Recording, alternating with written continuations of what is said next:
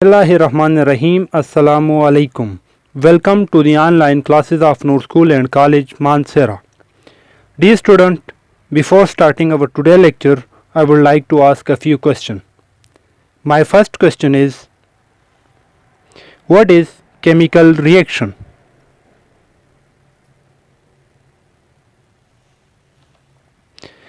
Chemical reaction is a process of formation or breaking of a chemical compound is called chemical reaction.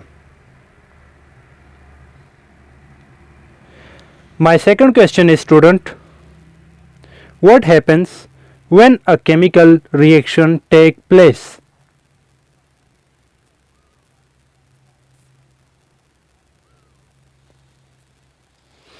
When a chemical reaction takes place, the following characteristic properties of a reaction will occur.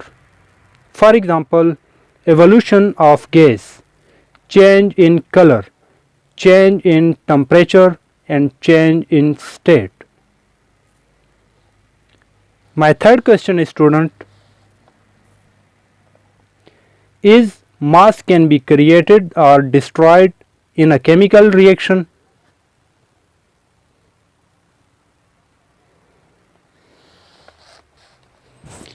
Dear student, mass cannot be created nor destroyed in a chemical reaction.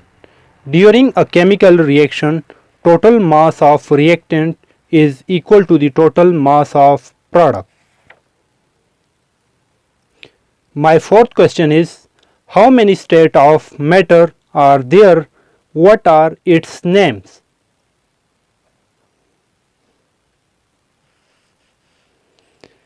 There are three states of matter, which are solid, liquid and gas. My last question is, student, how elements and compounds are represented in a chemical reaction?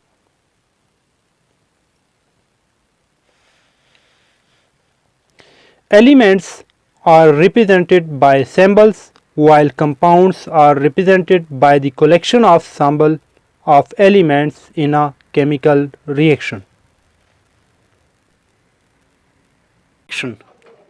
Chemical reaction की क्या क्या खुसूसियात होती हैं? As we know that the conversion of reactant into product in a reaction is often indicated by the following chemical changes. जैसा कि बच्चों आपके पास एक रिएक्टेंट प्रोडक्ट के अंदर कन्वर्ट होता है तो उस टाइम हमें बहुत सारी इंडिकेशन देखने को मिलती हैं. तो वो इंडिकेशन क्या क्या हो सकती हैं, चलिए देख लेते हैं. फर्स्ट वन, जब भी कोई भी केमिकल रिएक्टेंट आपके पास प्रोडक्ट के अंदर कन्वर्ट होता है, सम टाइम उस रिएक्शन से एवोल्यूशन ऑफ गैस होती है. आपके पास उस केमिकल रिएक्शन से गैस निकल सकती है. फॉर्मेशन ऑफ प्रिसिपिटेट हो सकती है, प्रिसिपिटेट बन सकते हैं. What is precipitate?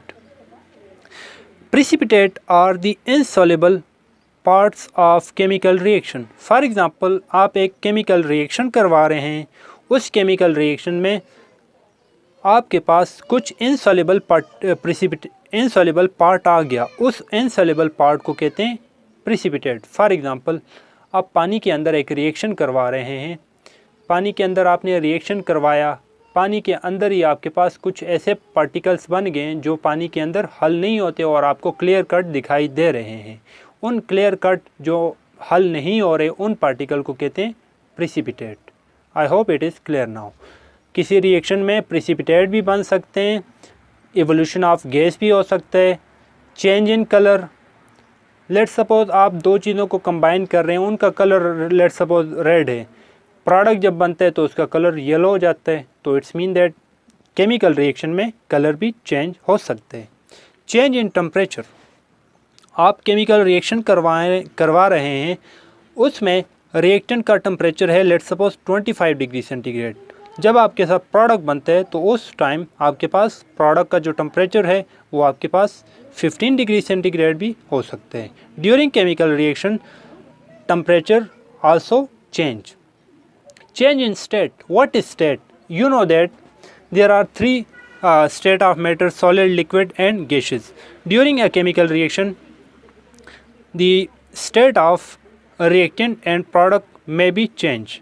For example आपने दो गैसेस कंपाउंड को आप कंबाइन कर रहे हैं, उससे थर्ड जो आप प्रोडक्ट बना रहे हैं वो आपके पास लिक्विड बन रही है। फॉर एग्ज़ाम्पल हाइड्रोजन गैस और ऑक्सीजन गैस को मैं कंबाइन कर रहा हूँ तो उससे मेरे पास बन रहा है वाटर। हाइड्रोजन और ऑक्सीजन मेरे पास गैसियस फॉर्म में, जबकि मेरे पास प्रोडक्ट किस फॉर्म में आ गया, लिक्विड फॉर्म में आ गया। तो इसका मतलब during a chemical reactions the following characteristic properties can be measure. Let's suppose evolution of gas, formation of precipitate, change in color, change in temperature and change in state can be seen during a chemical reactions. Student, next topic is law of conservation of mass. What? Law of conservation of mass. This law is based on mass. This law was put forward by a French chemist named Lavoisier in 1785. इस law को आपके पास एक French chemist था जिसका नाम था लिवाइजर। 1785 के अंदर इसने इसको पेश किया। बच्चों, ये लॉ आपके पास कहता क्या है? ये लॉ आपके पास कहता है कि मास को आप ना क्रिएट कर सकते हैं और ना ही आप इसको डिस्ट्रॉय कर सकते हैं किसी भी केमिकल रिएक्शन के अंदर।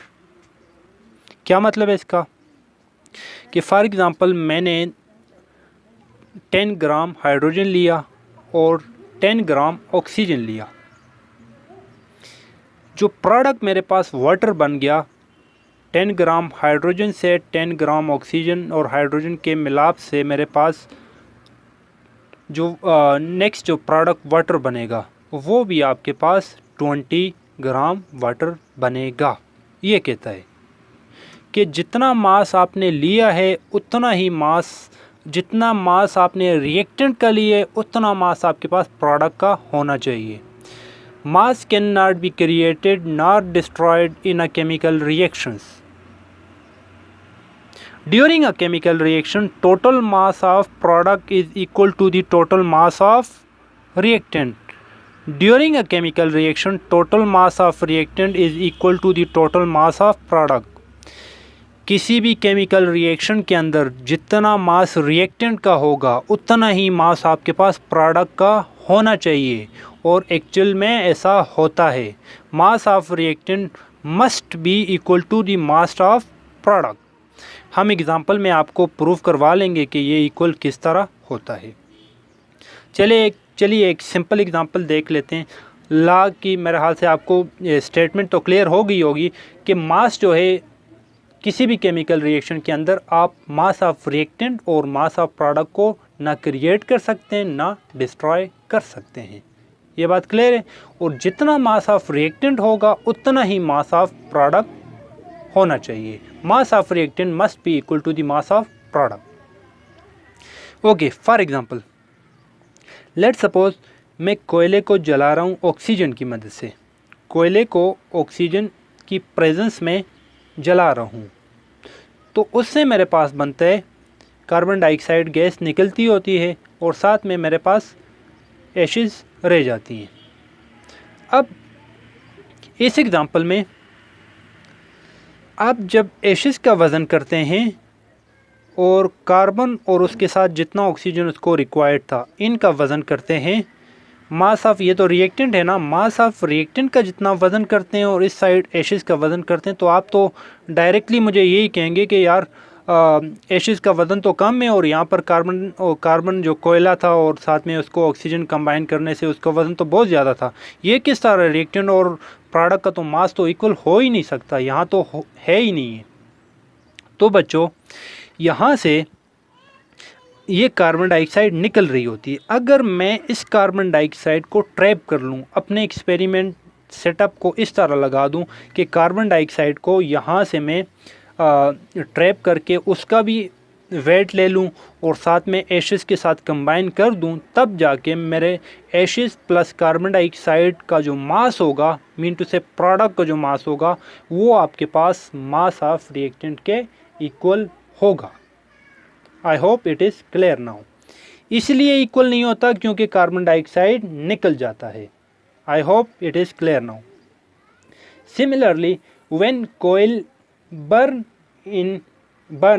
it leave ash. The ash is lighter than coal, but the mass of coal and oxygen will be equal to that of ash and the liberated carbon dioxide. कहने का मतलब है कि अगर हम कार्बन डाइऑक्साइड और ऐश के वज़न को सम अप कर दें तो इसका वज़न कार्बन प्लस कोयल प्लस ऑक्सीजन के मास के इक्वल होगा। चलिए एक और एग्जांपल से मैं फर्दर आपको समझाने की कोशिश करता हूं, जिससे आपको इजीली क्लियर हो जाएगा ये कंसेप्ट। जैसा कि बच्चों आपको तो पता होगा कि वाटर किस तरह बनता है। वाटर बनता है हाइड्रोजन और ऑक्सीजन को कंबाइन करने से बनता है वाटर लिक्विड। अब इस एक हाइड्रोजन का वज़न होता है बच्चों 1। तो यहाँ पे कितने हाइड्रोजन है? 2 2 4। 4 हाइड्रोजन है तो वज़न कितना आ गया? 4। एक ऑक्सीजन का वज़न होता है 16। 2 का कितना हो जाएगा? 16 2 32। 32 प्लस 4 36। अब ये मेरा जो रिएक्टेंट था इसका वज़न कितना आ गया? 36 ग्राम। वन वाटर मालिक्यूल के अंदर 2 हाइड्रोजन है। 2 हाइड्रोजन का वज़न 2 प्लस एक ऑक्सीजन का 16। 16 और 2 18। 18 लिख लिया मैंने। 18 कितने टाइम है? ये 2 टाइम है ना। 2 टाइम 18 है। 18 2 36। You can easily see that mass of reactant is equal to the mass of product। यहाँ पर जितना मास हाइड्रोजन और ऑक्सीजन का था उतना ही मास मेरे पास वाटर मॉलिक्यूल्स का भी आ जाता है। It's mean that mass of reactant is equal to the mass of product. I hope आपको law of conservation of mass clear हो चुका है। Next topic is change in state of matter. बच्चों स्टेट ऑफ मैटर 3 तरह की होती हैं, solid, liquid and gases. You know that matter is neither created nor destroyed during a chemical reaction.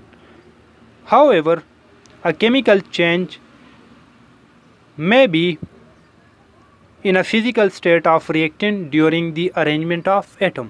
जैसे कि अभी हमने देखा कि मास को तो ना आप क्रिएट कर सकते हैं ना ही डिस्ट्रॉय कर सकते हैं, लेकिन केमिकल रिएक्शन में फिज़िकल स्टेट ऑफ रिएक्टेंट और प्रोडक्ट डिफरेंट हो जाती हैं due to arrangement of atom.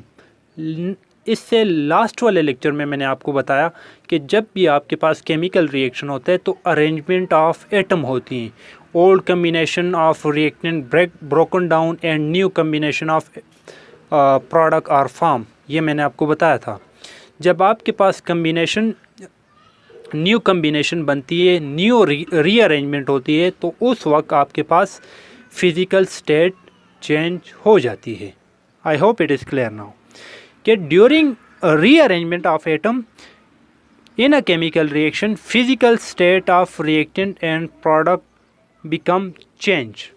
For example water liquid जो है वो बनता है किससे? ऑक्सीजन गैस और हाइड्रोजन गैस के कम्बिनेशन से। हाइड्रोजन गैस और ऑक्सीजन गैस के कम्बिनेशन से वाटर आपके पास बनता है जिसका फिज़िकल स्टेट क्या होता है? Liquid. Water liquid is form by the combination of oxygen gas and hydrogen gas. It is clear. ये केमिकल इक्वेशन से हम शो कर सकते हैं कि 2 हाइड्रोजन मॉलिक्यूल्स 2 हाइड्रोजन मॉलिक्यूल या 4 हाइड्रोजन एटम्स गैसियस फॉर्म में, 2 ऑक्सीजन एटम गैसियस फॉर्म में जब आपस में कंबाइन होते हैं तो आपके पास न्यू कम्बिनेशन, इनकी रीअरेंजमेंट से new combination of 2 water molecules liquid form में बन जाते हैं। आई hope it is clear now. Next topic is chemical equation. What is chemical equation? As we know that elements are represented by symbol and compound are represented by chemical formula। 6th class के अंदर आपने पढ़ा होगा basically कि element को symbol से show करते हैं और कंपाउंड को फार्मूला से शो करते हैं। सिंबल एक ही वर्ड होता है, जबकि आपके पास फार्मूला आपके पास कलेक्शन ऑफ सिंबल से बनता है। केमिकल इक्वेशन क्या होता है? Chemical equation is the representation of a chemical reaction in term of symbol and formula. Chemical equation बच्चों आपके पास सिंबल और फार्मूले के कलेक्शन से, सिंबल और फार्मूले को रिप्रेजेंट करने से, किसी भी रिएक्शन को सिंबल और फार्मूले की मदद से रिप्रेजेंट करना एक्चुअली केमिकल इक्वेशन कहलाता है। फिर से मैं रिपीट कर लेता हूँ, किसी भी केमिकल रिएक्शन को इन टर्म ऑफ फार्मूला या सिंबल से शो करना एक्चुअली केमिकल इक्वेशन कहलाता है। Chemical equation is the representation of chemical reaction in term of symbol and formula. मैं एग्जांपल दे देता हूँ, जैसा कि आपके पास ये इस एग्जांपल में आप देख सकते हैं, हाइड्रोजन के सिंबल और ऑक्सीजन के सिंबल और वाटर के आपके पास फार्मूला, मॉलिक्यूल के फार्मूला लिखे हुए हैं। ये आपके पास क्या कहलाते हैं? Chemical equation. I hope it is clear now. Chemical equation किसी भी केमिकल रिएक्शन को फार्मूला या सिंबल की मदद से रिप्रेजेंट करना केमिकल इक्वेशन कहलाता है। केमिकल इक्वेशन में बच्चों रिएक्टेंट जो होते हैं उसको हमेशा लेफ़्ट हैंड साइड पर लिखे जाते हैं, जबकि प्रोडक्ट को आपके पास राइट हैंड साइड पे, एरो के राइट हैंड साइड पर लिखे जाते हैं। और एरो जो होता है, arrow head show the direction of reactant and product. Arrow head जो है आपके पास रिएक्टेंट से प्रोडक्ट की तरफ डायरेक्शन बताता है। इसकी हेड जो होती है ये आपके पास रिएक्टेंट से प्रोडक्ट की तरफ डायरेक्शन बताती है। I hope it is clear now. In a chemical reactions reactant are written on left hand side and product on the right side of arrow. Arrowhead shows the direction from reactant to product.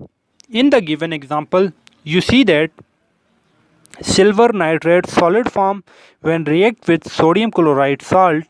These two are reactant. When these two reactants combine with each other, they form product. That is silver chloride AgCl, silver chloride plus sodium nitrate. These are product. These are reactant. Reactant are written as left hand side, while product are written on right hand side of arrow. These are arrow. Arrowhead is pointed from reactant to product. I hope it is clear now. Next is short topic, that is characteristic of chemical equation. Chemical equation के क्या क्या characteristic होती हैं, इनमें क्या क्या लिखा जाता है, किस तरह रिप्रेजेंट करना है, इसमें देख लेते हैं।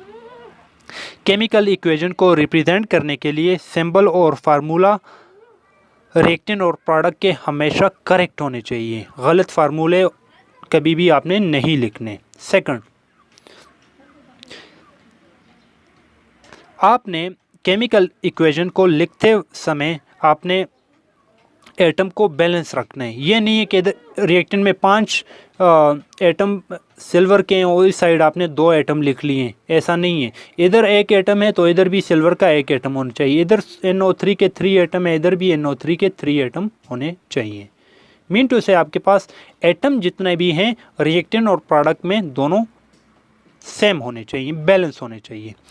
फिजिकल स्टेट ऑफ सब्सटेंस को भी आपने केमिकल इक्वेशन के अंदर इन्वॉल्व करना चाहिए। यहाँ पर जैसा कि इस केमिकल इक्वेशन में सॉलिड सॉलिड सॉलिड सॉलिड जो भी आपके पास स्टेट है आपने उसके नीचे लिखना ज़रूरी है। इसके अलावा फोर्थ, केमिकल इक्वेशन ऐसा नहीं कि अपने से आपने किसी भी केमिकल इक्वेशन को लिख लेना है।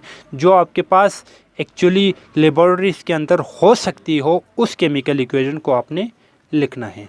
So a chemical equation must be representation of chemical reaction. Symbol and formula of reactant must be correct. It should be balanced in terms of reactant and product. It must be show physical state of substance involved in a chemical reaction. Student, आज के lecture में इतना ही। चलिए एक बार फिर हम main points को revise कर लेते हैं। स्टूडेंट, आज के लेक्चर के फर्स्ट मेन पॉइंट है characteristic of chemical reactions. There are following characteristic of chemical reactions, that is evolution of gas, formation of precipitate, change in color, change in temperature and change in state. Second point, law of conservation of mass. This law was put forward by French chemist Lavoisier in 1785. According to this law, mass cannot be created nor destroyed during a chemical reaction. During a chemical reaction, total mass of reactant is equal to the total mass of product. Third main point, change in state of matter. You know that matter is neither created nor destroyed during a chemical reaction. However, a chemical change may be accompanied by a change in physical state of reactant during rearrangement of atom. Fourth point, chemical equation. What is chemical equation? A chemical equation is the representation of chemical reaction in terms of symbol and formulae. During a chemical equation, reactant must be written on left hand side while the product should be written on right hand side of the arrow. Next, what are the fifth point, what are the characteristics of chemical equation? A chemical equation must be representation of chemical reaction, symbol and formula of reactant and product must be correct. It should be balanced in terms of reactant and product. It should be physical state of substance involved in a chemical reactions. Student, आज के lecture का homework आपका है, यहाँ पर मैंने कुछ compound दिए हुए हैं, आपने इनके अंदर नंबर ऑफ एटम को काउंट करना है और उसको आपने जितने लेट सपोज इसके अंदर 12 कार्बन एटम है, बाकी कितने आपने काउंट करने और उसको लिखना है। सेकंड, आपने 5 केमिकल इक्वेशन लिख के कॉपी प्रैक्टिस कॉपी के ऊपर लिखकर आपने उसकी पिक्स व्हाट्सएप ग्रुप के अंदर सेंड करनी है। तो स्टूडेंट, इसके साथ इसके अलावा आपको जो होमवर्क स्कूल की तरफ से मिला है उसको आपने 24 डेट से पहले अपने स्कूल के अंदर लाजमी जमा करवाना है, क्योंकि उसी के बेस पर आपका सेकंड टर्म के मार्क्स वगैरह लगेंगे। थैंक यू स्टूडेंट, अल्लाह हाफिज़।